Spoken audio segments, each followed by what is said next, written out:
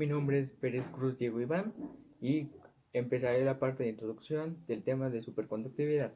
Para empezar explicaré unos conceptos que son indispensables para poder entenderlo. Primero, ¿qué es un conductor? Bueno, pues este es un material que posibilita la transmisión de la corriente eléctrica, pero tiene una resistencia al paso de la corriente y se gasta en forma de calor. Unos ejemplos de conductores son los metales que son los más eficientes, que está el cobre, la plata, el hierro, el aluminio y el oro. De no metales está la solución salina y el grafito. Siguiente sería el efecto Joule, que es un fenómeno irreversible por el cual un conductor, parte de la energía cinética de los electrones, se transforma en calor debido a los choques que sufren con los átomos del material conductor, por lo cual circulan y elevando la temperatura del mismo. Resistencia eléctrica. Bueno, esta es una propiedad indeseable a menos que queramos una estufa eléctrica, tostadora o secadora, que provoca la disipación de energía en forma de calor.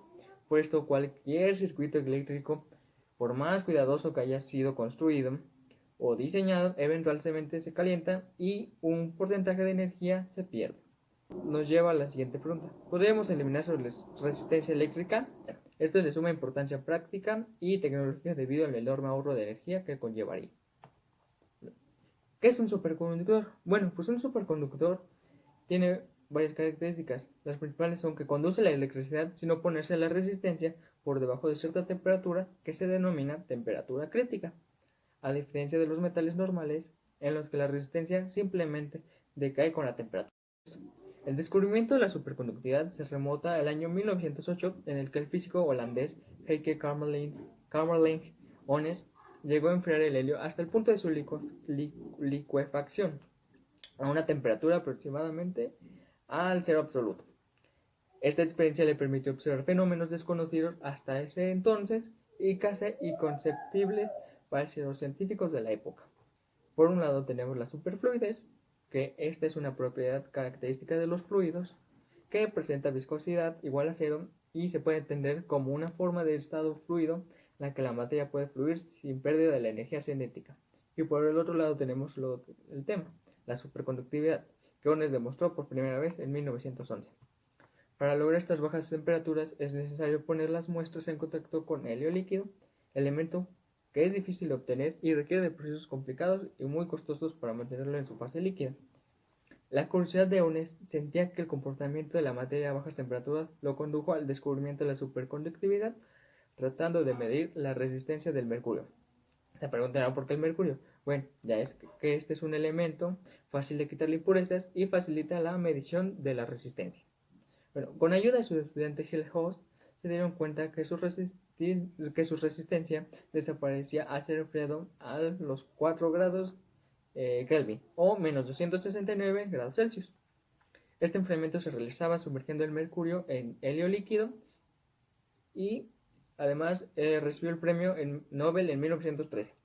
No por de haber descubierto la superconductividad, sino por haber llegado a temperaturas cercanas al cero absoluto.